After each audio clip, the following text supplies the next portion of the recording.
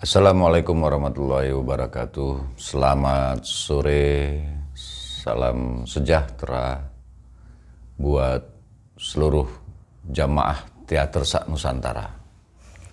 Ya, sore ini kita akan membahas mengenai membangun tokoh. Bagaimana seorang aktor bisa mulai bekerja untuk membangun tokoh.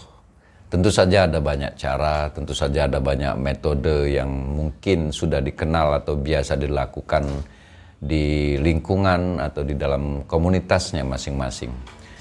Nah, sore ini saya ingin berbagi cara membangun tokoh. Tentu saja ini bukan satu-satunya cara lagi-lagi dan bukan hal yang baru. Tetapi barangkali di antara teman-teman mungkin belum mengetahui atau perlu disegarkan kembali ingatannya. Ya, salah satu cara yang sederhana untuk membangun tokoh adalah dengan membangun biografinya terlebih dahulu.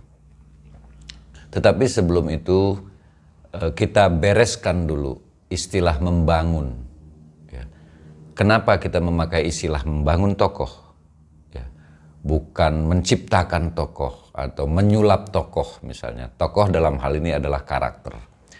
Membangun.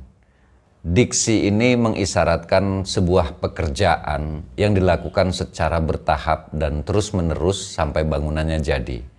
Jadi tidak ada satupun bangunan yang dikerjakan secara sekaligus dan langsung jadi. Bahkan di saat kita membangun sesuatu, kadang kita harus merevisi, membongkar bagian-bagian tertentu, memperbaikinya, menggantinya dengan bahan yang lain yang lebih tepat. Misalnya seperti itu. Nah, demikian pula kerja aktor dalam membangun tokoh. Harus dikerjakan sedikit demi sedikit. Ya. Kerja aktor, sekali lagi saya ingin mengatakan, harus selalu dilakukan sedikit demi sedikit. Tahap demi tahap. Artinya, modal utama yang dibutuhkan oleh seorang aktor adalah waktu. Ya. Aktor harus menyediakan waktu yang cukup untuk melakukan pekerjaannya. Sehingga apa yang dia lakukan ini tidak tergesa-gesa dan memang telah direncanakan dengan sebaik-baiknya. Membangun tokoh dalam hal ini adalah sedikit demi sedikit kita melakukan pekerjaan-pekerjaan yang berkaitan dengan karakter yang akan kita perankan di atas pentas. Misalnya seorang aktor sudah mendapatkan peran tertentu, dipercayakan untuk memainkan peran tertentu. Sudah mempelajari naskah, sudah berdiskusi, sudah melakukan round table analisis dengan seluruh tim, dengan sutradara, dengan penata artistik, penata kostum, penata make up, dengan aktor-aktor yang lain, tentu sudah memiliki sejumlah data mengenai naskah yang akan dipentaskan, juga sekaligus mengenai karakter-karakter yang akan diperankan. Sesudah pekerjaan ini selesai, aktor bisa mulai membangun tokoh dengan menuliskan biografi si tokoh. Bagaimana cara menuliskan biografi si tokoh? Naskah, siapapun pengarangnya, tidak akan menyediakan informasi secara detail dan lengkap mengenai karakter yang ada di dalam naskah. Ya. Bahkan bila pun itu berkaitan dengan tokoh biografis atau biopik kalau di dalam film ya, jenis biopik begitu. Artinya karakter ini memang pernah benar-benar ada, benar-benar hidup, tokoh yang real. Seorang aktor harus tetap membangun biografi si tokoh. Pertama ya tentu saja kita melihat informasi-informasi yang ada di dalam naskah mengenai karakter yang kita perankan. Berapa usianya, latar belakang bangsanya, budayanya, latar belakang sosialnya, latar belakang ideologinya, kemudian dia tinggal di mana, dari kalangan masyarakat yang seperti apa. Semua informasi yang ada di dalam naskah itu harus kita identifikasi dan kita kumpulkan. Tetapi di dalam naskah sebagian besar naskah kan tidak memberi informasi. Naskah drama maksud saya tidak memberi informasi si karakter ini lahir di mana, ya, kapan, siapa orang tuanya, barangkali dia besar di mana, tidak mungkin sedetail itu. Nah, aktor walaupun di naskah tidak diinformasikan hal-hal seperti itu, harus merancang berdasarkan data yang ada di naskah, kemudian merancang biografi si karakter yang akan diperankan. Misalnya kita ambil contoh karakter Don Gonzalo di dalam naskah Pagi Bening, karya Sarafin bersaudara, ya, Sarafin dan Joaquin Alvarez Quanteres bersaudara. Nah, ada tokoh Don Gonzalo di dalam naskah Pagi Bening yang diterjemahkan oleh Sapardi Djoko Damono ini. Kita mendapatkan informasi bahwa di naskah itu Don Gonzalo sudah berusia cukup tua, mungkin 70 atau 75 tahun, dan hidup sendiri. Di masa mudanya dia seorang laki-laki yang sangat gagah, tampan, penunggang kuda, pemburu, dan sangat jago dalam menyampaikan syair-syair cinta. Artinya dia punya kemampuan merayu wanita, atau kita anggaplah dia flamboyan gitu. Tipikalnya seperti itu. Tetapi kita tidak mendapatkan informasi dia lahir kapan, di mana. Kalau latarnya itu di Madrid atau di Valencia, tepatnya di kota apa?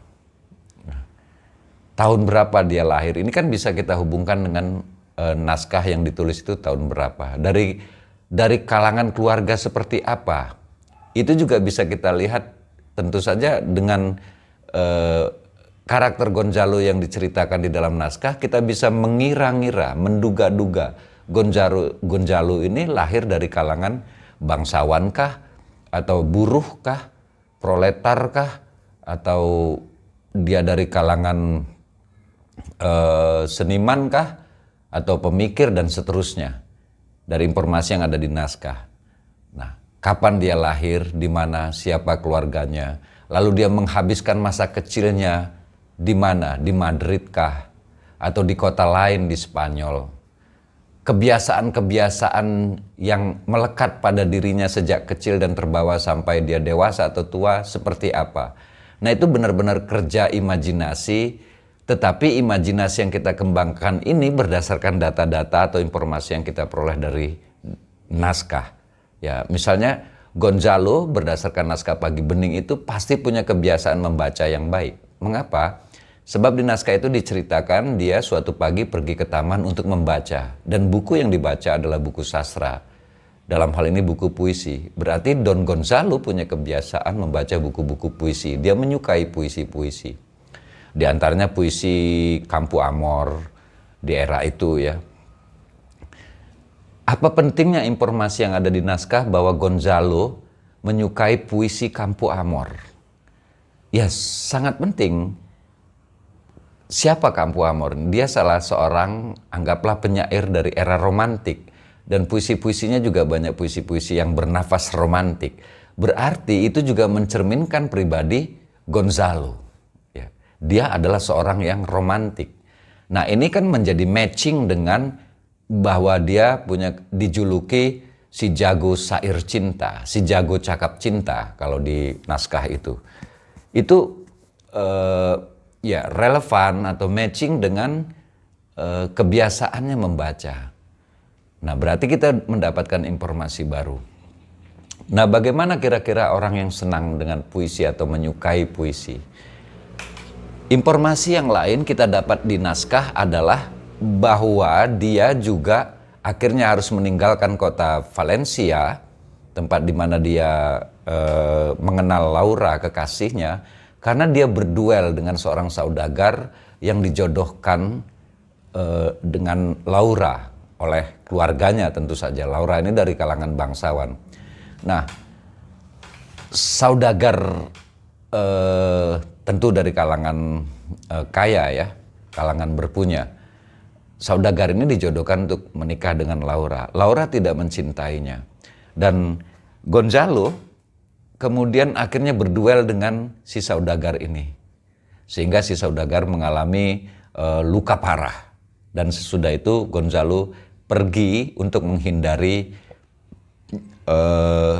hukuman yang akan diterimanya. Itulah yang kemudian memisahkan Gonzalo dan Laura sampai sekian puluh tahun kemudian mereka baru bertemu lagi di sebuah taman di Madrid. Nah, semua informasi yang ada di naskah, kita bisa mereka-reka masa lalunya. Nah, imaji historis, mungkin ada yang biasa menggunakan istilah itu, atau backstory kalau dalam istilah yang lain. Jadi imaji historis yang dibangun oleh aktor. Tadi saya mengatakan mulai dia lahir, besar di mana, kebiasaan-kebiasaannya, karakternya seperti apa. Nah itu benar-benar kita ceritakan seakan-akan kita sedang menceritakan diri sendiri. Siapa Gonzalo itu, lahir di mana, siapa orang tuanya, dari kalangan masyarakat yang seperti apa kebiasaan-kebiasaannya, baik membaca atau makanan yang disukainya, atau biasanya dia menghabiskan hari liburnya kemana, berburukah, dan kapan hari-hari apa saja dia menghampiri Laura untuk melemparkan bunga dari kudanya ke arah Laura yang menunggunya di jendela. Walaupun di naskah tidak diceritakan misalnya setiap hari Rabu atau setiap hari Minggu, mereka punya budaya dan kebiasaan sendiri. Tetapi sebagai aktor kita perlu bekerja lebih detail lagi, lebih spesifik lagi, lebih khusus lagi. Memang ini tidak ditampilkan dalam pertunjukan, tapi dengan membangun informasi yang lebih detail dan kaya seperti ini, maka gambaran karakter itu akan menjadi lebih utuh. Nah, seperti halnya kita membangun rumah atau membangun apa saja, kan kita ingin bangunan itu utuh.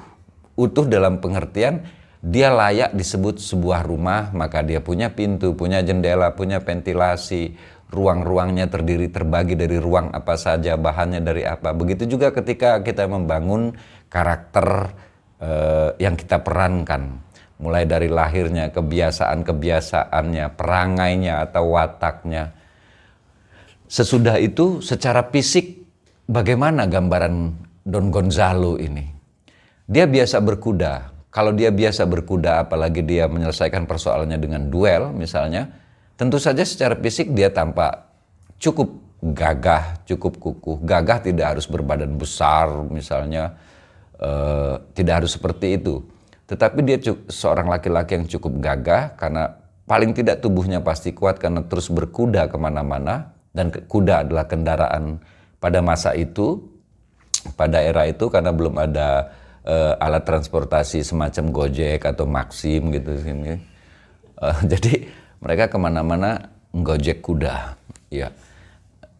Pasti tubuhnya terguncang-guncang terus kan di atas kuda. Tidak mungkin dia seorang laki-laki yang lemah secara fisik. Nah, pasti tubuhnya cukup terlatih, ya, cukup terbiasa dengan hal-hal yang membuat fisiknya menjadi kuat. Sehingga ketika dia menjadi tua, menjadi umur 70 tahun, sisa kekuatannya, bahwa kebiasaannya di masa muda itu masih tetap tampak, gagahnya, tubuhnya yang kukuh. Nah, jadi jangan dengan serta-merta karena dia tua 70 tahun terus bongkok. Kadang-kadang ada yang memerankan tuanya itu sampai letter L bongkoknya supaya lebih dramatis begitu. Bedakan tua dengan cacat gitu. Nah, berarti dia masih cukup gagah, masih cukup kuat gitu. Nah, semua bukan berarti ketika dalam biografi ini dia mengatakan tubuhku kuat, aku sehat, makan 4 sehat 5 sempurna, bukan begitu maksud saya.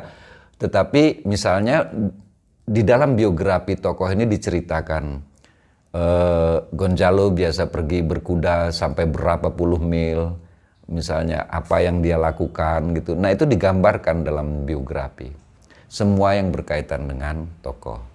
Oke, sesudah kita pandang biografi ini cukup mewakili, cukup merepresentasikan karakter yang akan kita perankan, Nah, biografi ini harus kita ceritakan terus-menerus. Ada yang menyebut metode ini sebagai metode I is I. Jadi sebagai aktor, kita jangan lagi menceritakan dengan suara orang ketiga tunggal. Misalnya seperti ini, saya memerankan Don Gonzalo. Lalu saya bercerita, Gonzalo adalah seorang laki-laki asal Valencia, dia lahir.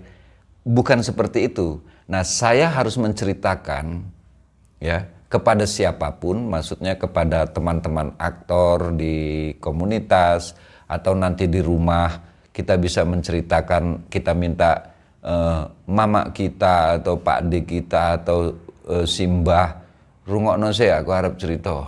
Nah, gitu misalnya atau dengarkan saya mau bercerita siapa diri saya sebenarnya. Mungkin ke tetangga, ke Pak RT atau ke salah satu petugas COVID yang ada di kecamatan masing-masing. Misalnya kebetulan lagi nongkrong bareng-bareng gitu, sambil mengawasi COVID, mengisi waktu, dengarkan, saya mau bercerita siapa saya sebenarnya. Kamu kan nggak tahu, kamu hanya tahu saya adalah Paidi.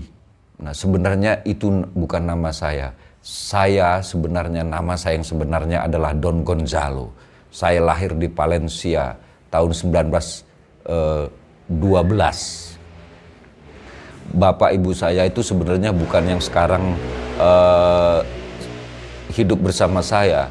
Bapak saya itu dari Persia dan ibu saya dari Spanyol begitu. Saya kecil di Valencia dan saya sekolah dasar di salah satu sekolah dasar di dekat Valencia yang mepet dekat laut begitu. Nah, saya nggak sampai kelas 6 karena di sana kelas 4 saya dikeluarkan karena berantem terus pekerjaan saya. Nah, dan seterusnya dan seterusnya. Lalu sampai saya remaja, saya umur sekitar 24 tahun pada suatu acara karnaval di Madrid dalam acara persiapan untuk menyambut Festival Matador, saya berkenalan dengan seorang gadis bernama Laura. Dia dari kalangan bangsawan. Kami berkenalan gara-gara dia sedang berjalan dan membawa sekeranjang bunga, lalu bunganya jatuh karena keseruduk banteng atau apa, dan saya menyelamatkan dia. Nah, sejak saat itu saya berkenalan dengan Laura. Gadis ini matanya sangat hitam, tetapi tetap ada putih-putihnya retinanya. Bukan berarti hitam semuanya ya. Dan seterusnya dengan asik seperti itu. Tetapi ketika bercerita, jangan dengan cara kita sehari-hari bercerita. Upayakan ketika kita menceritakan biografi karakter ini, yang adalah biografi kita, ya dengan karakter si Gonzalo. Jadi kalau saya misalnya bercerita seperti ini, saya adalah Iswadi Pratama, saya lahir di planet Mars, misalnya seperti itu. Nah, ketika saya menceritakan biografi karakter saya bisa mulai mencoba menggunakan bahasa tubuh, warna suara, sorot mata, dan style seperti Don Gonzalo. Ya, misalnya saya bisa menceritakan saya adalah Don Gonzalo. Saya lahir di Valencia tahun 1912. Ketika itu langit cerah, bintang ada di mana-mana, dan bulan kembar sedang menyinari langit Valencia. Ibu saya tiba-tiba merasa sakit perut dan ternyata mau melahirkan saya. Ya, dan seterusnya. Jangan serius-serius amat, santai-santai, oke? Ya, artinya ketika kita mulai menceritakan tokoh Don Gonzalo, kita mulai menggunakan aksen, bahasa tubuh yang tapi nggak harus ngengkol terus begini ya, maksud saya. Walaupun Don Gonzalo itu mungkin jago tembak, ya jangan ya seperti itu terus gitu. Nah, kita mulai menggunakan aksen, wicara kita, tempo, irama, ekspresi, bahasa tubuh, gestur, kita bayangkan sebagai Don Gonzalo. Ya, bila perlu ketika Anda mencoba menceritakan biografi karakter Anda, itu dengan sedikit mendandani diri Anda, misalnya karena Don Gonzalo, dia pakai topi koboi, kemudian dengan rompi, tapi jangan bawa pistol, nanti ditangkap polisi. Ya, kecuali pistol-pistolan dari kertas atau plastik gitu. Cerita dengan Simbah atau dengan mamamu atau dengan istrimu atau dengan temanmu untuk melihat apakah caramu bercerita tentang dirimu di sini, diri karaktermu itu sudah meyakinkan sehingga dia melihat seakan-akan yang bercerita ini bukan lagi kamu tetapi orang lain, yakni si karakter. Bisa juga dengan menambahkan untuk membantu kita mendapatkan sensasi perubahan dari diri kita yang sehari-hari ke karakter. Kita bisa misalnya mengubah aksen kita. Misalnya cara bicara saya bisa berubah dengan meletakkan ujung lidah saya misalnya di pangkal gigi-gigi saya, misalnya dengan seperti ini, saya adalah Don Gonzalo, saya lahir di Valencia, atau misalnya dengan mengucapkan R yang tidak terlalu jelas tetapi setiap kata upayakan untuk terdengar dengan jelas, ya. Atau dengan menebalkan S misalnya, saya adalah Don Gonzalo, saya lahir di Valencia misalnya. Ini tentu saja mungkin akan membuat Anda merasa geli sendiri atau merasa tidak nyaman. Ya tentu saja, siapa yang nyaman masuk ke tubuh orang lain. Tidak akan ada sesuatu yang baru pertama dilakukan, apapun itu langsung terasa nyaman, nggak akan ada. Apapun yang paling enak sekalipun di dunia ini, ketika pertama kali dilakukan paling tidak ada kurang nyaman sedikit. Nah, jadi bertahan dulu, pasti tidak langsung nyaman, tapi terus lakukan, terus upayakan, ceritakanlah biografi Anda sebagai karakter. Saya adalah Don Gonzalo. Saya lahir di Valencia. Nah, lakukan itu terus-menerus dengan terus memperbaiki aksennya, karakterisasi tubuhnya, dengan orang-orang di rumah, dengan teman-teman sejawat. Maksudnya kalau kebetulan Anda aktor tapi juga misalnya Anda bekerja di pemadam kebakaran gitu misalnya, ya ceritakan dengan teman-teman sejawat. Tapi jangan sambil memadamkan api ya waktu cerita.